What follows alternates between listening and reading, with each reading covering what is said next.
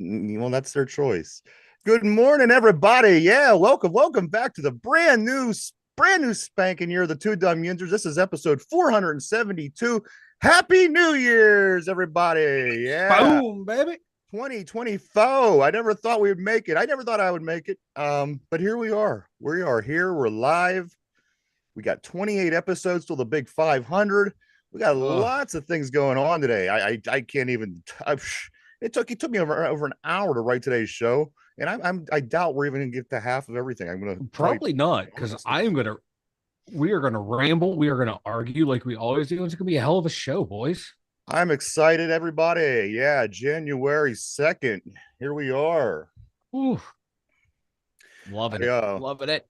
want to start today by saying, uh, just want to talk about the brand new tweet that come out this morning from Antonio Brown. Oh God. Oh no. Toast to the crackers, and he's holding a big trophy that has crackers sticking out of the top of it.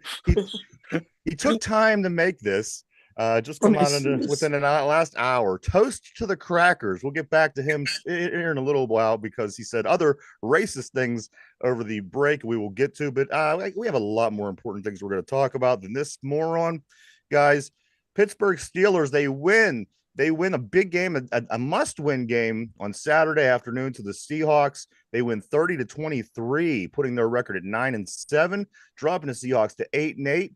And the Steeler playoff scenario per NFL communication looks as this.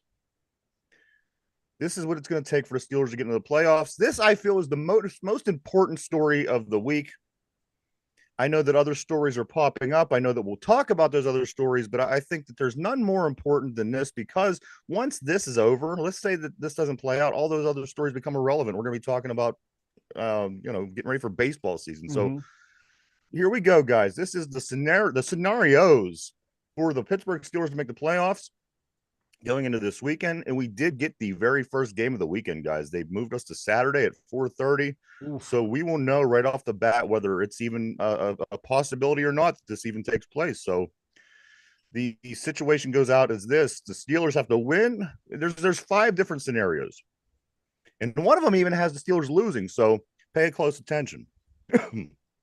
Here we go. The playoff scenarios look like this: either win and have Buffalo lose, and we'll advance to the playoffs. Win and have Jacksonville lose or tie, and we'll be in the playoffs. Win and have Houston and Indianapolis tie. That will actually put us in. Now, if we tie, we could also get in with a Jacksonville loss, but Houston and Indianapolis cannot tie then. That's the number 4. That's number 4. And number 5, we could lose with a Jacksonville loss, a Denver win, and Houston and Indianapolis cannot tie. So those 5 situations will land the Pittsburgh Steelers in the playoffs. Let me go over them again. We could win and have a Buffalo loss. That'll put us in. They play the Dolphins. Dolphins coming off a huge loss to the Ravens. They want to win. They want to win that division. The second scenario, if we win and have Jacksonville lose or tie, who are they playing? Like the Jacksonville Jaguars, they play somebody that's not that good. Tennessee. Yeah, Tennessee. So if we win and Jacksonville loses or ties to Tennessee, we get in. Again, if we win, now we play the Ravens, everybody. I just want to throw that out. I don't know if I said that yet. Yeah. So we have to win. That's nothing. Number 3, we could win and have Houston and the Colts tie, and we'll get into the playoffs. Number 4, we could tie the Ravens and have Jacksonville lose, but we have to make sure that the Houston Texans and Indianapolis Colts don't tie. And finally, if we lose to the Ravens, Jacksonville has to lose, Denver has to win, and we have to make sure that Houston and Indianapolis does not end in a tie.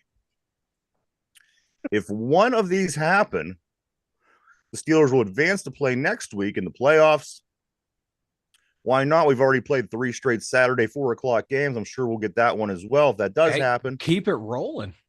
But here is the question, the big question, the most important question is this, guys. And I haven't heard anything. And if you heard anything, please fill me in. But the big question is, will Baltimore play all their starters? Will they play full capacity? Will they try to protect them from being injured? Will they, um, that's the big question. Yeah. Now, mind you, yes, we did. We did beat the Baltimore Ravens this season. We beat them at full health. We beat them with a quarterback and an offense that was barely doing anything. With that being said, we expect that this offense is going to be able to score more because they put up 30 in back-to-back weeks against two of the worst defenses in the league. So there's a lot of questions going into this game. This is hardly cut and dry. Mike, Derpy, Yes. how you guys doing? How was your New Year's? Oh, it was great. Very good New Year, especially, Steelers made it a great New Year's because, Penn State kind of shit the bed and kind of ruined it. But, Steelers come along and make it better. The Penguins came along and made it better. I had a damn good New Year's. Well, what about you, Derpy? How was your New Year's, man? Penguins won. Steelers won. Halstead is dirt. Derpy. and seeing the team out north win made it even worse. But hey, we're here. Derpy. I don't know if you noticed, but the color of my polo, just for you, buddy. That's all right. They're going down anyway. Michigan with the maize. I even got the blue undershirt on. The maize and blue, baby. Let's go, Big Ten.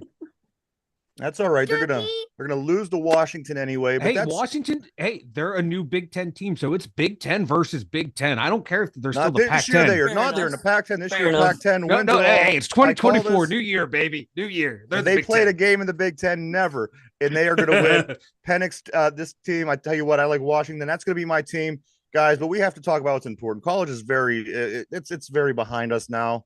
With the exception of the big national championship game coming up next weekend. We will touch on that briefly later, next Monday. I'm sorry.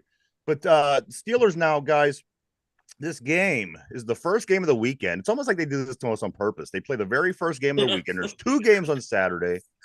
The Steelers get the first one, and the second one is the Houston and Indianapolis game. So another important game in our quest for the playoffs is also Saturday. We'll know by Saturday night, even if we're in the race here. So it was announced Mason Rudolph will start versus Baltimore.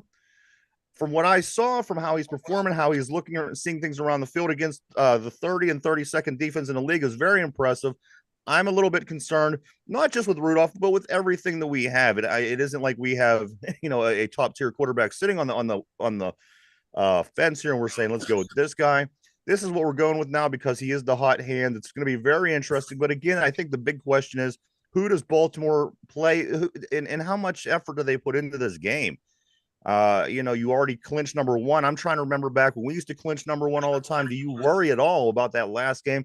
I don't think so. You go into that last week, you want to win. You want to get an extra win on your season record, but you don't put much focus. You don't want your guys getting hurt, and maybe, just maybe, because there's 2 weeks off in between. Basically, if they would take the week off, that would be 2 weeks until their next game. You'd at least want to get a little bit of playing time for your starters, Mike. What do you think? Yeah, at least I'd play him at least to have, because like you said, we were talking in studio, man. It's like 2 weeks off. You wouldn't play in that rust. And we saw this back in the Peyton Manning era when the Colts were, dominating the AFC. They would rest, and what would happen? They would get bounced a lot in the first round. And you'd come out rusty. So you want your guys to play, but you also want to factor in, the injuries. Lamar has been healthy. This is like first time in a long time he's made it an entire season. Do you want him out there? Do you want him to risk an injury? Oh, that'd be great if he played and we hurt him. Oh, that'd be amazing. And we make it into the playoffs. We weren't win the first round. That would be like a Cleveland Browns Super Bowl win. You know how every time they beat the Steelers, it's like they win a Super Bowl. That would be like what it would be for us. It would be like winning the Super Bowl. But my worry is, like, say if he does go down or he doesn't play that game, we beat Lamar. We cannot beat whoever their backup is. Yeah, Huntley. I don't care who their backup is. It could be Huntley. It could be Derpy. It could be me. We cannot beat their backups. I would much rather face Lamar the whole game. We play him year in, year out. We know how to defend him. Other teams in the league, you see what happens when they play the NFC. The NFC does not know how to defend him. Yeah, So I'd be more comfortable defending Lamar, even with our, linebacker situation. I'd be more comfortable playing. But if I'm Baltimore, rest everyone, rest every starter. Harbaugh, they well deserved, man. They need time off. Huntley did come in at the end of the game after the 56th, 13 slaughter over the Miami Dolphins this weekend. So it would probably be Huntley, who we did lose to last year. And we tend to beat Lamar Jackson. But you know what? They're hitting on all cylinders at this point. I don't know who I would rather play. It's they're playing like a team that's ready to win a championship. But you know what? Pittsburgh Steelers aren't out of it yet. And as I said, as weird and as queer as this season has been so far, and the just the weird outcomes of games and the ways games finishes out, you know what? Nothing will surprise me this year. And like I said, you get into the playoffs. Let's just say that Rudolph, his sleigh ride doesn't end, and we go and we beat somebody in the first round. And then you get Baltimore in the second round, which is a team that, again, nobody in this league is better equipped to play strategy-wise, just everything, than the Pittsburgh Steelers. Now, call me crazy, and you're probably going to, but you know what? With that being said, this Pittsburgh Steelers team, who was barely looked like they were able to stand on their own 2 feet just weeks ago, could in that scenario be sitting in the AFC Championship game a month from now. Go ahead. Call me crazy. I'm not calling you crazy. I'm not. You're not the only person I've heard say this today. It's people in the local market are starting to believe now in this offense. And then, I said that months ago. I think you did. Kirby's been saying it all along, but Kirby has been, man. He's oddly optimistic. He's been consistent in his optimism, and I might give him credit because Derpy. But my thing is, though, the defense. We see them give up chunks of yards, and then what happens, man? Like the offense will score, and then the defense. We saw it this week. We get the quick lead, and then boom, boom, boom, boom, long drive down the field, touchdown. And that's my worry. Can we keep surviving in a shootout? Can the offense keep going? Can the defense keep going? But they're finding ways to win. That's one thing they haven't lost through this whole thing is they're finding ways to win these close games. And you know what? Stranger things that happened, man. 2005. Now this team, 2005 team, no. There's a difference. But the ways they won. The way the offense is starting to look, they play some bad defense. I've yet to see Mason Rudolph find a way to win a close game. I don't know what the situation would be. I so far I know what he looks like against 2 really bad defenses in a wide open game. Now, if we were in a game that was a 1 possession game and it was a really good tight defensive game where every single play counts, we haven't seen him in that situation yet. So those are the things that are worrying me. We're going to find out a lot about Mason Rudolph. Again, Baltimore, are we going to get the number 1 defense, or are we going to get more like the number 10 defense, depending if, players don't play? I think you'll get spot players. I think your Patrick Queen will play. Guys like this will play. But yeah, looking at they're giving up 4.5 yards a rush. But they're still the number 1 defense. I know, but teams want to throw against them for some odd reason. They're throwing a lot against them. Teams are throwing like 38, 40 times a game against them. I'd run the ball. And we're going to. There's no two ways about it. We're going to run the ball. In the way that line was blocking, have you seen that line run block like that all year? No, that was the best firing game. off. I don't care who you're playing. But again, the way you got to care who they're playing, because Seattle's a terrible team at stopping the run. Yeah, I mean, the three of us, again, me, you, and Derpy could have went out there and ran the ball. Hey, but we're all year we've been saying, that they need to do the things that they're supposed to do against bad opponents, right? And they're finally doing it. So So now the other part of that comes along is we have to play a good team. Yeah, but hey, we're firing all cylinders right now. This nice little warm up, these 2 games, the guys are going in with confidence into this game, and we beat this team earlier in the year, so the guys know how to play this team. Granted, a whole different lineup offensively and defensively. I think if they, I kind of agree with you. Let's talk. I'm not letting you bring me down. Well, hold on. Let's talk. I bring myself It's a brand new year. I refuse to new let year. you bring me down. I'm brand new refusing to year. let you Brand bring new me year. down. Before we go heavy on the Ravens. It's the year of Mason. Let me tell you about about Mason Rudolph. Mason Rudolph was the highest graded Steeler this week. If we're going to talk about the grading system, PFF is the greatest system ever. Ever. I want to go by it for everything. Mike, I'm going to start grading you guys here on the show by the PFF. Oh, Derpy's going to get the Myles Garrett do nothing, get a high score. Okay, I see how it is. Mason Rudolph had the highest grade with an 87.6. However, say what you will about the PFF, but he also had the 8th best QB rating in week 17 with the 112.2. Not bad. Not bad. Also, Rudolph went 18 for 24 for 274 yards. Najee Harris went 27 carries, 122 yards, 2 touchdowns. Pickens, 7 catches, 131 yards. Those were the leaders. Also, Jalen Warren had 13 carries, 75 yards a touch. DJ had 4 catches, 76 yards. We only hit 4 different players as far as receiving the ball, catching, passing. That's you got to hit somebody else somewhere. They hit GP, DJ, Muth, and Jalen Warren, your running back. You got to get a couple other guys in there, especially when you start playing good teams. But that's again not a problem for what happened last week. It worked for us. Yeah. On the defensive side of the ball.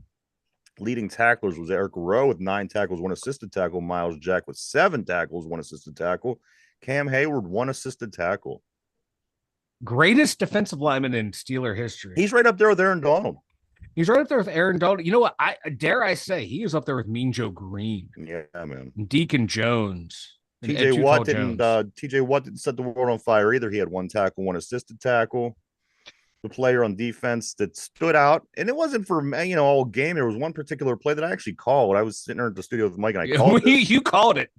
It was when Nick Herbig had his sack strip fumble recovery.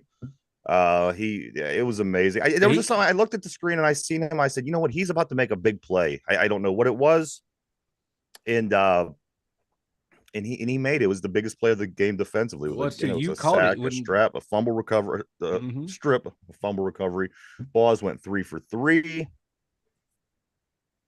The team, they had 468 total yards on offense, 266 passing, 202 rushing, 25 first downs. They only punted the ball one time. And you got to limit Harvin's reps. 2 penalties for a total of 10 yards. Disciplined.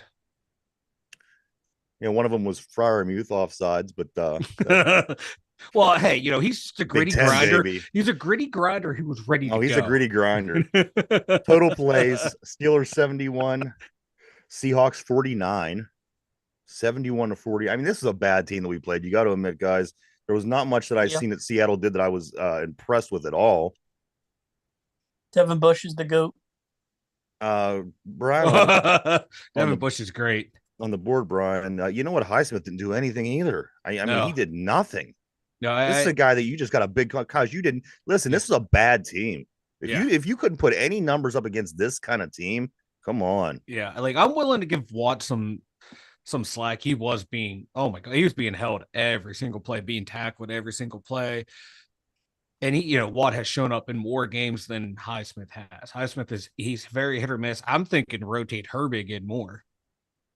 Yeah, you see what happened when you put Cousins. You see what happened when you put Herbig over there. You took Highsmith out. He made a big play. Yeah. Highsmith has done nothing, guys. I mean, there's been two, and again, it goes back to the Cam Hayward situation last year. You could count the plays in the games that he made that you could think back to. Just last week, he had the interception and the sack. There's a game like that earlier in the year, maybe probably about 2 or 3 games this season. I would say Alex Highsmith even remotely came close to earning that money. But you know what? Who didn't say that besides We did. Every other fanboy on Twitter and then you gotta pay this guy. You gotta pay this guy. Oh, and he's not even close to Bud Dupree. Yeah, and we give them all this money, then everyone wants to cry. Oh, the offense is terrible. Yeah, because you're paying all your money to the defense. You're paying one guy on offense. Nothing. Of course. Yeah, come on. Yeah, like this is like in the offseason, man. We're gonna dive deep into some of This these is players. Bud Dupree 2.0. Yeah, at least Bud Dupree, like if At least he Bud showed Dupree up more consistently in the is last money 2 worth. years of his career than this guy. At least, you know, Bud Dupree had a reason. He went to Tennessee and got hurt. That's why his production dropped. This guy, he's been healthy all year. TJ Watt's been healthy all year. He should be producing more. He should be having a better season than he did last year. TJ Watt still sits at 17 sacks, now tied with Tyler Hendrickson from the Bengals. He's having a quiet year. And of course, the big talk last week was, can TJ become the first player in the NFL to win the sack record 3 times? And you know what? If he would have got something this weekend, I would have felt confident. But you know what? Going into the last week, I don't know. He may, you know, I could probably see him getting a sack or 2 against Baltimore. But Tyler Hendrickson, guys, number 17, or he also has 17. Yeah, right there alongside TJ Watt. He's been quietly just chugging along down there in Cincinnati. Nobody else sacking, though. If you look at the list, still another week where nobody else on that list had any sacks. So as bad as TJ is doing, these other players aren't exactly. He'll end up averaging a sack a game. Yeah, he sucks. Yeah. But hey, you make that kind of money. Because anybody else does that, you know. You know, hey, but you make that kind of money it comes with the territory, you know. Yeah, man. Oh, Lemieux, you only had 50 goals this year, bum. And I got another argument about the whole hockey thing. We'll get into that later. Oh God. Just an observation I made. All right. Also in Seattle, something that caught my attention. Before the game, they were talking about in their media guide how they have the Hall of Famers, from the Seattle Seahawks. Oh God, no. Franco Harris, Jerry Rice, and Edgerrin James, all all 1 year players who went there and did pretty much nothing. Hey, but you know what? They are. I give it to them. They are Hall of Famers. They played on that team. In Seattle. Yeah. Hey, when you don't have that many of your own, you got to do what you got to do. Yeah, you don't want your Hall of Fame section to look stupid. It'd be like, you know, the Pirates go, here's our Hall of Famers, Barry Bonds, if he ever makes it in, you know. Yeah. He won't. Well, he should. He shouldn't. No offense. He should. Greatest ball player of all time. Him and Shohei. If anybody, Pete Rose deserves it. Fuck yeah, he does. But him and Shoeless Joe, baby. Let's put some money on this game. Exactly, and that's the thing with Barry Bonds as well. But hey, that's another story. Hey, never got caught, baby. He's like Lance Armstrong, never got caught. Never got caught. Only Lance got caught. Only every fan in the world. Actually, they knew. Every fan in the world knew he was doing it. Hey, the commissioner of baseball knew Barry Bonds was juicing and was for it because people were going into the stadium. Yeah. But Lance did get caught during his career, and they just buried that shit. And no, I'm not drunk. After a 37-yard pass caught by George Pickens, he points to Devin Bush and says, "Stay your punk ass in Seattle." See, this is the George we all love when he's doing the good things and running his mouth. Now, he, of course, Devin Bush, he had things to say about the Steelers after they lost to the New England Patriots earlier this year. Oh, yeah. So this was a stab back at Mr. Devin Bush, who the Steelers cut, and who everyone in Pittsburgh, even the, no matter what side of the fence you're on, pretty much agrees that he was a bust in the draft. He was. My God, might be one of the worst picks because he had to trade up for him, too. At the time, looked like a good pick, but However, he did. He led Not Seattle. A quarterback from the. He was up there in Seattle's tackles. I do know that he was either second on the list of tackles. He had a bunch. Well, was he like the junior Seattle tackles just kind of show up and get credit for it? You know what? He really was. Because that Najee touchdown run, he was like, he did a little patty cake and walked away from the pile. You're not gonna believe it when you hear what it was. Hold on, let me pull it up 1 second. He was getting pancaked all over. Holy moly! Yeah, look at the assisted tackles. He had 12 solos, but then 17 total. Yeah. He had more tackles than Bobby Wagner. So that's what I'm saying. I mean, he put it up. He got it. It was 12 assisted tackles and 5 tackles. Well, you watch the footage, man. He was not impressive at all, man. He was. And he had 20 tackles for crying out loud. I'm like, what do you want? What do you want from the guy? but were any of them impactful? Were any of them let you remember? Oh, they're a terrible defense. Of course not. Hey, we're a Pittsburgh. terrible offense, Speaking of though. Pickens, Shit, man. Speaking of Pickens, Pickens is the 12th best wide receiver in the league. Is that terrible? With No. 1,140 yards on the season, George Pickens is the 12th best. Now, mind you, the quarterback situation that we've been dealing with Right. all season, to have that kind of yardage to be in that position is it speaks volumes. Yeah. And I think that despite what happens, I mean, we could go to the playoffs, we could win a game, we could win more, we could miss the playoffs, whatever it could be. The big question, I think, switching from receiver to quarterback for a minute is what's next? What's next for this team?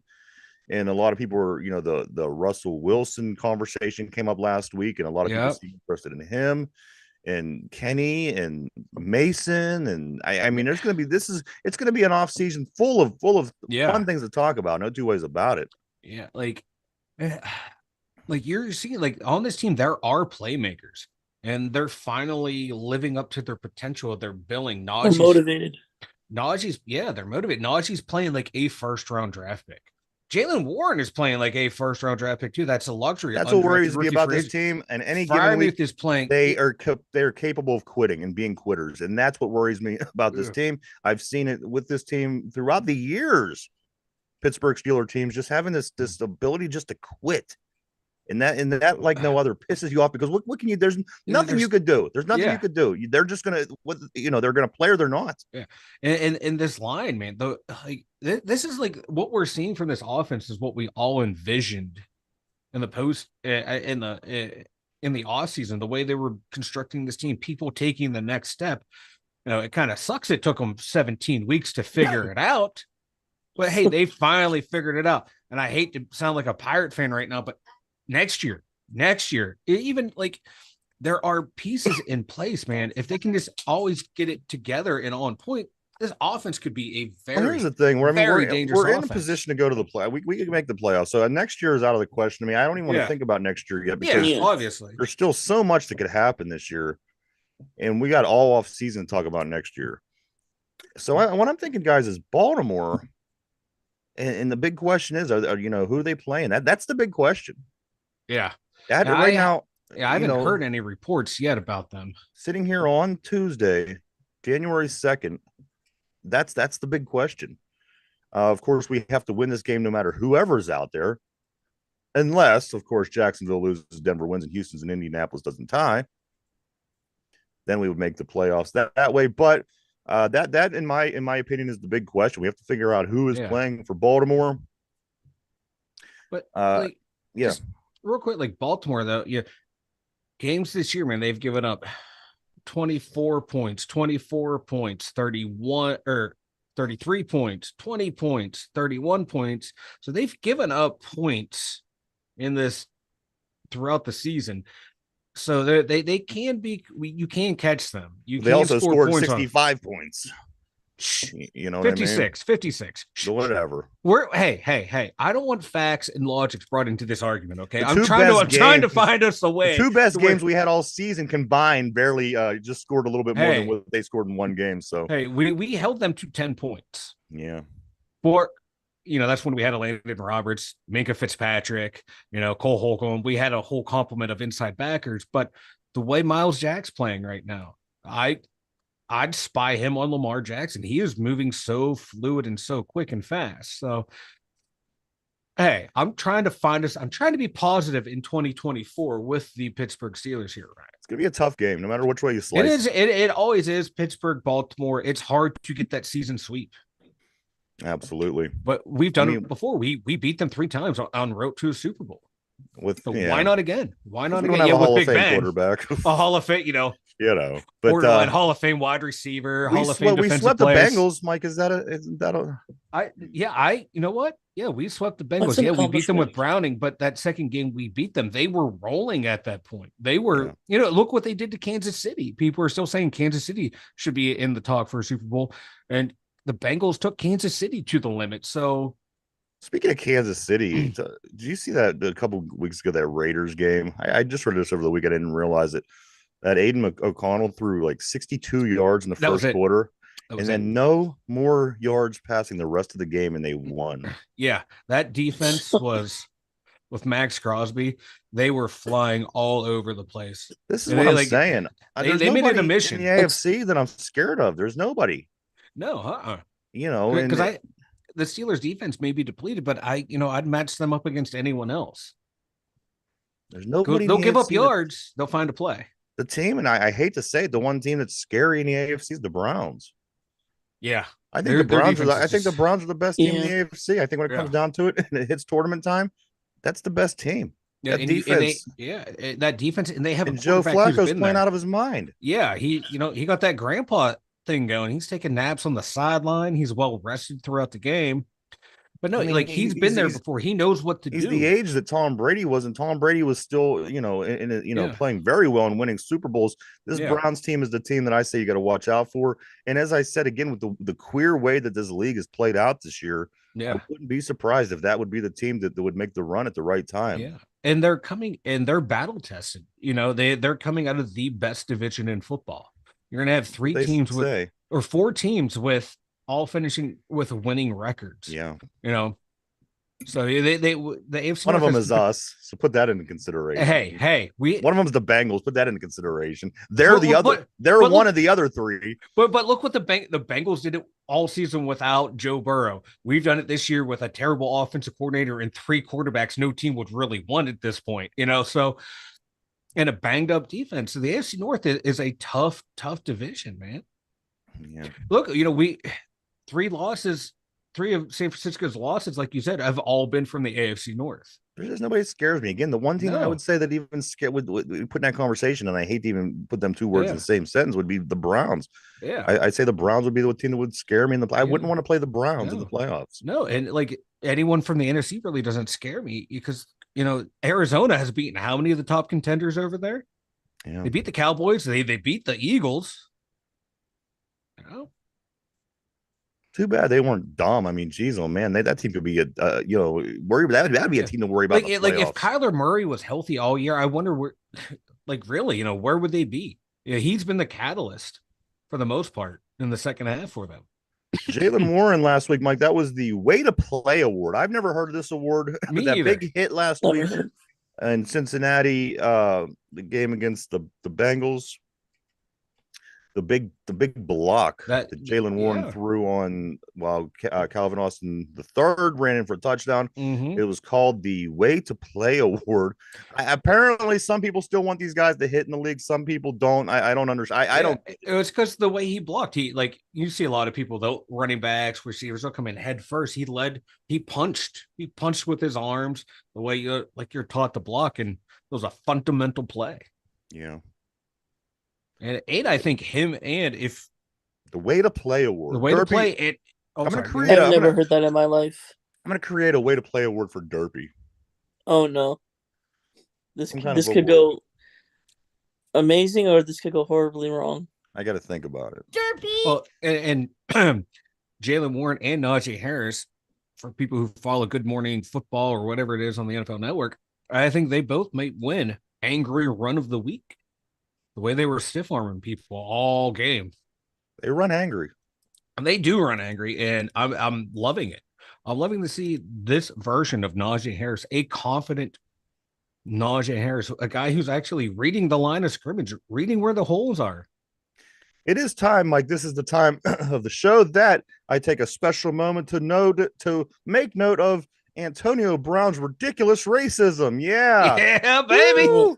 Now, at the top of the hour, we did talk about his tweet this morning where he spent a lot of time on this. It said toast to the crackers. And he's literally standing in front of about 30,000 white people in the stands, and he has his award up and it has crackers sticking out of the top of it. This one, guys, over the weekend from before Christmas or after Christmas, Antonio Brown says, "You think I told my son a fat cracker slid down a chimney and got gifts for him? Yeah, fucking right. Your daddy got these for you, champ," is what Antonio Brown says. This guy is not, you know what? I'm tired of taking the CTE excuse. All these guys get hit in the head. You know how many people go around making posts about crackers, and this guy's just a fucking idiot racist. There's nothing more I like to pay attention to than Antonio Brown. Like, some of these things are so outlandish. Yeah, like him Mendenhall and David Duke just all need to go hang out somewhere. They need to put yeah. It's like like really, come on. Steeler player can be the most racist this week. And they're having a racist bowl. Yeah, they're getting ready for Mendenhall's racist bowl. You're right. Yeah, he saw what Mendenhall did. He's like, oh, I can get on this. People can have fun with this. Exactly. No, AB, no. You're not. No. You totally missed the plot. You're a friend. fucking racist ass clown, dude. You're God. a bigot fuck. Jesus, this is bad. You think I told my son a fat cracker? Here's the thing. It's not as a fat cracker. As a fat cracker, Mike objects to this. Not the cracker part, because that don't offend me, but the fat part. I love crackers too. Hence the shape. But you know what? I think the racist part's bullshit because this is a league that pushes for no racism and end racism, and these assholes want to keep going on calling people. Yeah. Come on, that's come on.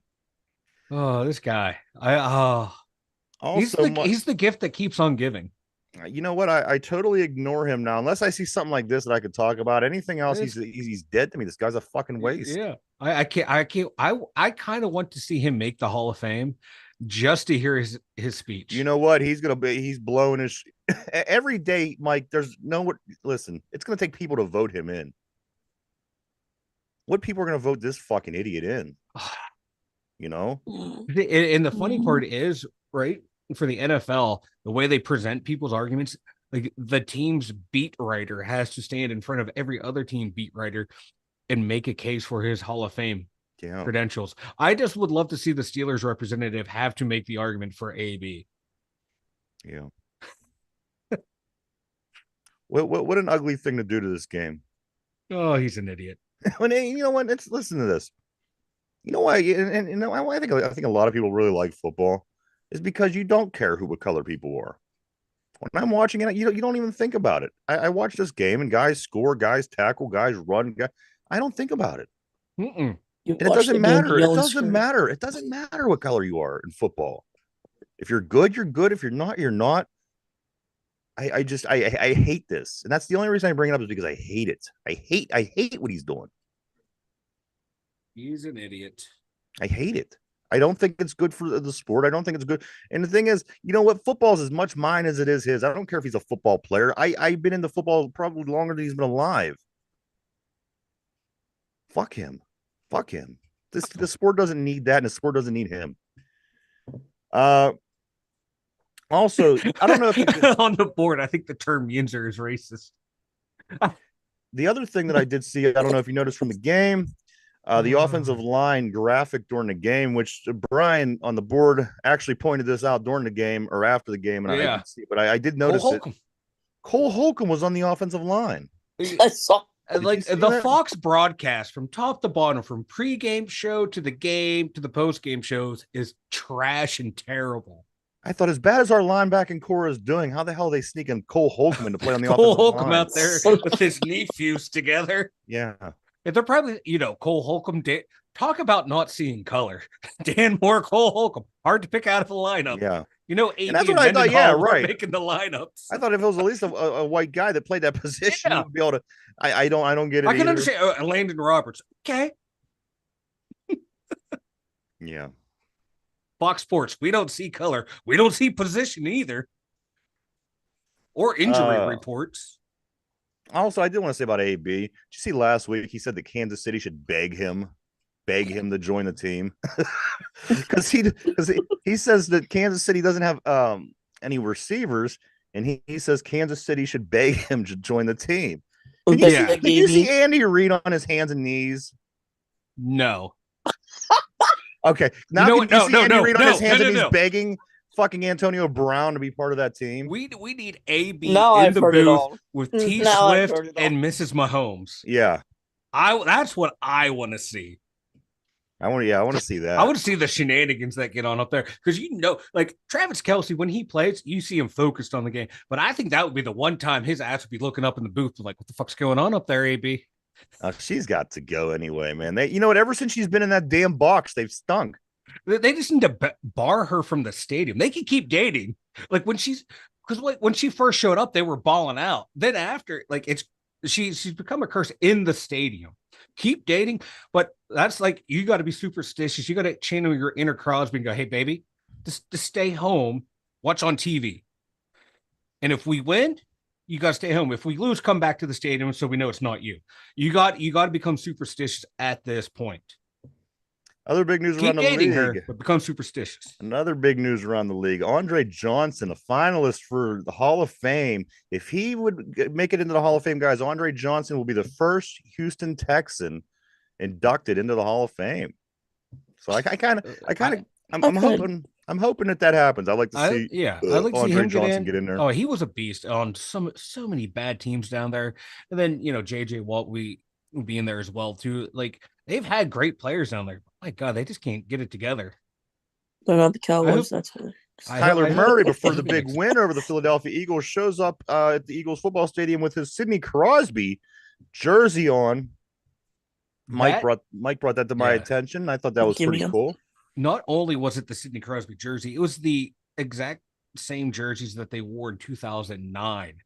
It was that stitching, that coloring, that everything to when we whooped their asses. The only thing better would have been if he came in the Max Talbot jersey, shushing everyone. That'd be great. But yeah, hey, you can't beat Crosby in Philly. It's just a known fact. He owns Philadelphia. Speaking of owning, the Harbaughs, they own football. One Harbaugh takes his Ravens team, wins the number one seed in the AFC.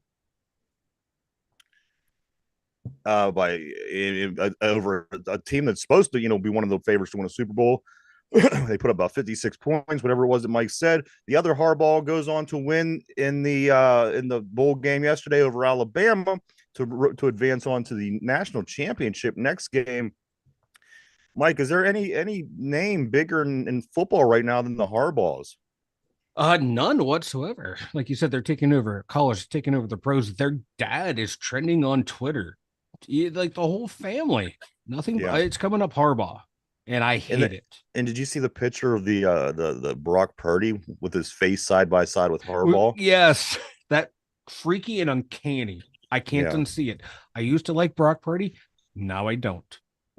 Another thing, I don't want to get into Brock Purdy, but I just want to say Tyreek Hill and McCaffrey both, in my opinion, are having better seasons than Brock Purdy. Yeah.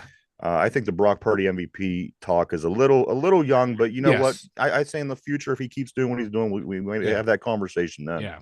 But yeah, it's got to be either, for me, it's like Tyreek or CMC. Those two are just having phenomenal years. Again, that was Michigan 27, Alabama 20. For some odd reason, Alabama decides to run right into the center's asshole at the end of the last play of the game to try to tie the game. They drop 27-20. They will play. Yeah. I was going to say, if their center didn't have the Mason Cole disease, like there was the option to throw it to that running back and he was open and the receivers were blocking, it would have been a touchdown. That center, fuck them. And I love it. I love it. The other game, Washington wins 37-31 over Texas.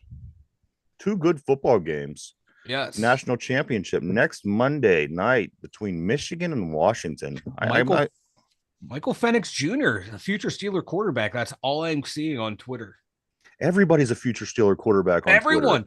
Everyone, every free agent coming up, every quarterback who struggled early but is showing recent success as a trade target to the Steeler. Every college quarterback who no one knew about before the season started is now, you got to trade up to get them. If they fall to them, you got to take them. I love it. Also, over the weekend in college football, Ohio State loses to Missouri 14-3. What I don't understand is how in the world Ohio State scores only 3 points. Yeah, Derpy, what happened there? Derpy, our Ohio State insider. What's that? Our quarterback room sucks. That's what it is. Yeah. And then the other one that means anything, Ole Miss 38, Penn State 25. Hey, we scored 25 points, man. We scored 22 more than Ohio State. Penn State's James Franklin is now 6-29 versus all-time versus top 15 teams. Yeah, as soon as I saw where Ole Miss was ranked, I was like, I knew we were going to lose. Penn State is we literally they're like the worst of the best and the best of the worst. You know what I mean? Yeah, Penn State. They're mid. They're mid. Like we can hang like Ohio State, Michigan. We hang with them, but we just can't beat them. And then that's the thing, I know we can hang with them till the bitter end, and we just lose right at the last coaching because frankly, he's a hell of a recruiter, hell of a motivator, but he just can't beat these big teams, man. If he was just head of recruiting and you got a better head coach, we would contend. But alas, we're stuck with him. We're fucked. Alas, we're fucked with him. Alas. Fuck you guys. There goes that New Year's resolution right out the gate. Gone. I have to touch on this, Mike and Derpy. I got to say this. The picks this week in the NFL came down to the tiebreaker. Ooh. Derpy, you won 10 games. Mike, you won 10 games. The amount of points scored in the Steelers game this week was 53. Derpy, you had 45 points. Mike, Ooh. 49. Oh, there you go. This was definitely the closest of the season. Tie came down to the tiebreaker. Both you guys stayed under. Mike had 49 points, Derpy 45. Both you really close on the final score because Mike had 28-21, which is only 2 points off both ways on both teams. This game was 30-23. Derpy was 31-14. You weren't that far off either. So great job, guys. Keep it up. Let me run through the rundown real quick of this week's games. Of course, on where are we at? Week 17, the game that we talked about last week, Jets-Browns. Browns win this game 37-30. The Lions get screwed against the Cowboys. Everybody, I think, would agree on this. Have you seen the end of that game? Yeah. I don't know what was going on, but the Cowboys win 29-19. Houston Texans, a game that we could have used a little bit of help in from the Tennessee Titans. Texans win 26-3. Thanks for the help, Titans. Bears 37, Falcons 17. The Ravens 56, the Dolphins 19. Fraud alert, Miami. The Saints 23, the Buccaneers 13. The Saints could sneak their way into the playoffs. Yes, you heard it. The Saints could sneak their way into the playoffs. Another game that could have helped us, but didn't. Buffalo 27, New England 21. Close game, but maybe a 27-21 win over the Patriots is a good sign because they play Miami next week, who's a little bit better than New England. And they, I think they feel like they're gonna have to win another game just to feel like a competent team going into the playoffs. And Miami has 2 key injuries, though. That's what's worrying me on their defensive side. Yeah. Bradley Chubb and Xavier Howard. Chubb's towards his ACL. Howard, that'll kill him. Yeah, he probably won't be playing on in week 18. Their corner. So yeah.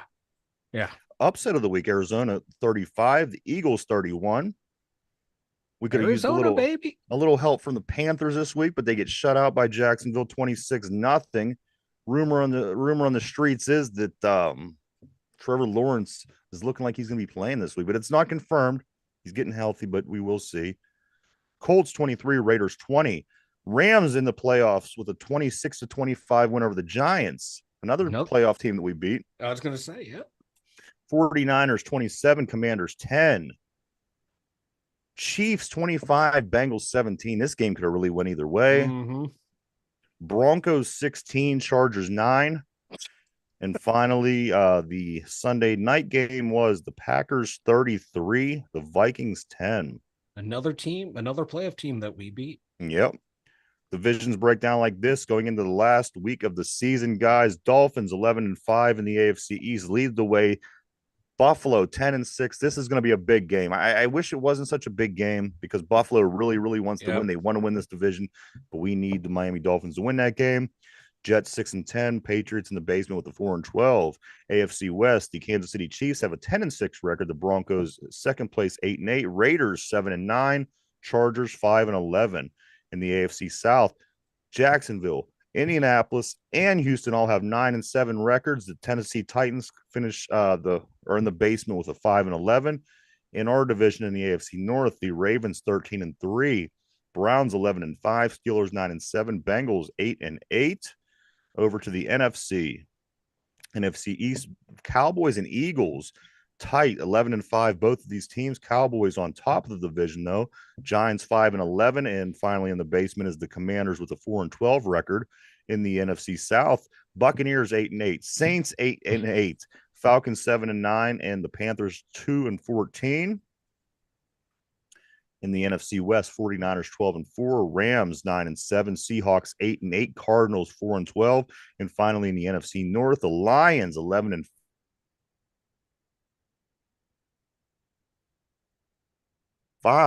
Packers 8-8 and 9. The Bears, I believe, are still in the playoff hunt at this point. Is something crazy has to happen? No, There's no way. No, they were just eliminated. As of yesterday. They got knocked out. Is what it was. Yeah. They were in the playoff hunt as of the weekend. So look at that way, guys. I mean, come on, the Steelers. We're not that far off of. No, we're always every game has mattered, man, for a long ass time for this Steelers team. Absolutely. And as a fan, that's really all you can. Yes, you won championships. Yes, you won deep playoff runs, but for every game to matter that you've watched for decades, I'm willing to take it. Yes. Again, I won championships, but hey, this game is what we'll be talking about pretty much all week. This Ravens game, getting ready for this. Oh. But guys, I also do want to say the Pittsburgh Penguins, who finished off red hot to finish off 2023, are back in action tonight. They host the Washington Capitals tonight at 7:30. And also in the hockey news, Mike, the Atlanta Thrashers look like they're coming back. The Atlanta Thrashers. What? Yes, down in Atlanta, they're all set to go. Now they're going to talks of getting a arena built, and the Atlanta Thrashers will be back in the NHL soon. That's insane. And more expansion teams. Holy moly. In college hoops, Pitt hosts number 8 North Carolina tonight at 7 p.m. on ESPN, and they got Duke coming to town next week. The XFL and the USFL Derby, they are officially combined, fused as one. They are now the UFL. The XFL and the USFL do not either of these exist anymore. It is now the UFL. Mike, we have new spring football. Kind of new, right? Kind of new, kind of not new, but BC Defenders, baby. That is my team for the UFL. Beer Snake, here we go. Do not ban it throughout the league, because the Beer Snake is the greatest thing going on in football, from high school, college, pros, and you do like that beer snake. I love the Beer Snake. It's amazing. I love it. But no, I'm looking forward to it now. We're gonna have the best of the UFL and the USFL and the XFL. There are some good players, man. But they showed that graphic. One of the guys from the XFL is going to the Pro Bowl. The USFL kicker for the Cowboys is having one of the best years in league history as a kicker. So talent comes up, man.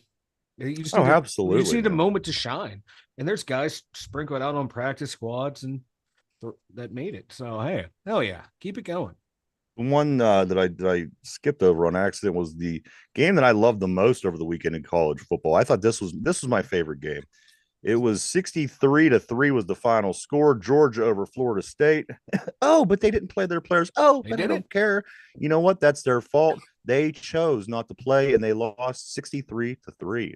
Yeah, the committee said, "Hey, you have no right to be here." So they're like, "You know what? We have no right to be here. We just ain't coming." I'd have done the same thing. But you're the kind of guy that takes the ball and go home too. You know what I mean? You can't go by that because you want to tell me. Well, they weren't. Tell me good I'm enough. not good enough. They weren't good enough. They weren't good enough. Yes, if they were good enough, they would have been in. If they beat everyone on their schedule, Mike, they played. Then all of a sudden they're not good enough. Yeah, you talk about how bad the ACC is all the time. I know. This team is just. Don't bring facts and logic into this. Yes, I say good for them. They got what they. And here's the thing: people 100 years from now don't care anything about that. They're going to look at it and be like, "Oh, look at Florida State. They got beat by 60 points in a bowl game." They're going to be like 100 years from now. Ew, college athletics. But you know what I mean? Just it was such a. At least try. I mean, who all they did was made themselves look stupid. What would it have hurt for them to go out there and play in this football game? I ain't getting hurt in no meaningless football game. It wasn't meaningless. This is a bowl game. Nah, it's meaningless, man. The only thing that matters is the playoffs. The thing that's meaningless is they come off as quitters to me. And again, I'm going to say this about quitters. I think quitters is the worst thing in sports. They quit. They didn't play their entire season out. When they had a game scheduled to play, They chose not to because they didn't get what they wanted, what they thought What they deserved. earned, It was what an they entitled, deserved. like if they earned it, then they would have been in. The fact of the matter was they didn't, and they weren't. Did on schedule. They were the only undefeated team not to make it. The committee selected Alabama because they won Alabama. Alabama was better than dude. And Alabama lost. Than Florida State. And Alabama lost. Alabama choked. And Florida State would have choked too. Well, look how great. Listen, I'm putting it this way: the second half, when Georgia played all their second and third and fourth stringers, they still kicked their ass. Oh so, yeah. I'm not buying the excuses. I think that Florida State, they look silly. They made themselves look stupid. This is what the committee wanted. And there's five people on your side that think opposite. So you know what? Good for them. I think they got what they deserve. The logical people on this side. Yeah, oh yeah, the logical, the anti-establishment people on this. That's side, my side. Believe me, I'm the anti. You're parroting the NCAA committee selection committee. No, I'm parenting common sense. No, you're parenting. They're from a Power 5 conference. And I feel that I should have been this, and I'm not. So I'm going to take my ball and go home. No, so they beat everyone on their schedule. They beat everyone on their schedule. It's your personality. It's you do this. You do this in life. You know. You do this. They beat everyone on their schedule. This isn't going my way. I'm going to turn off the show. Click. This is it's you. Yeah. No, it's you. I mean, come on, Mike. They beat everyone on their schedule. Of course, you're not going to agree because they beat everyone on their schedule. They beat everyone on their schedule. Pitt. Mike, they beat Pitt. They won their conference championship game. Can Alabama say that? No, they can't. Can Alabama say they beat Pitt? Yeah, they didn't play Pitt. I think Alabama can say they beat. Alabama did not play Pitt. I think Alabama can say they would beat Pitt. Yes, absolutely. But they didn't. 100%. We don't know, baby. We don't know. And again, we don't know because this other team wasn't good enough to get in the playoffs. So they decided to think that they were going to be the cool guy. I'm not going to play my players, and I'm going to lose by 60 points. You know, like you, man, you get everything handed to you. So you're who like gets Alabama. Everything. Mike, you know nothing about my life, brother. If you, think I know a lot about you. Like, man, you got everything handed to you, baby. Mike, I have never got anything handed to me. And if you, you do. Listen, bro, you live in your fucking mom's house, cuz. You live in your ex's house, bro. Yeah, I lived in my fucking car before too, fucker. Have you ever lived in your fucking car for? No, because I've been able to afford places to take care of you. I've been able to afford everything. Turn off my like you had to move back into your parents' house. You moved back into your parents' house, bro. Yeah, like 30 fucking times. Yeah, so you know how long that lasts? Not long at all. Hey, man. Believe me. I helped build this house, man. You didn't help build shit. Yes, I did. You didn't help build shit. Yes, I did, man. We ripped off an entire attic, added a whole new third floor. I'm hanging drywall before I have to go to school. Oh, we got to go to school. Yeah, I got to go to school, get an education. That's going real good for you. Yeah, it did. It's going real well for me. Man, we're sitting here talking football. Anyway, we do, Mike. Why don't you go tell everybody about the website? The2dumbyinjers.com. The2dumbyinjers.com. Head on over there. We got the new blog is up today. We have the merch store over there. We have links to all of our socials over there. All at the2dumbyinjers.com. Go check it out, everybody. Lots of great things over on the website. Guys, we have Baltimore Ravens. The Baltimore Ravens trivia this week because this is who the Steelers play. This is the question of the day. You guys ready? Yes. Here we go. Which Baltimore quarterback was the youngest quarterback in NFL history to start a playoff game? I'm looking for a Baltimore Ravens quarterback who was at the time the youngest quarterback in NFL history to start a playoff game. Go ahead and think that over. I could give you choices in just a moment. We're live, everybody. We're live 5 days a week from 11 a.m. to 12 p.m. right here. If you'd rather listen to the game or you'd just like I said, if you're at the gym, maybe in the car, and you don't have a chance to watch it, you could always go to Spotify and check it out. The live show goes up every day live at 8 o'clock p.m. All right, guys, the question of the day is this. Which Baltimore quarterback was the youngest quarterback in NFL history to start a playoff game? Mike, I'm going to start with you. Who do you think? You want choices? Yeah, because there's a lot of quarterbacks I know that they had young that started. Derpy, do you want choices out my mind as well? Yes. Okay, so here are the choices, guys. A, Tony Banks. B, Lamar Jackson. C, Trent Dilfer. D, Joe Flacco. I'm looking for A Baltimore quarterback who was the youngest quarterback in the history of the NFL to start a playoff game.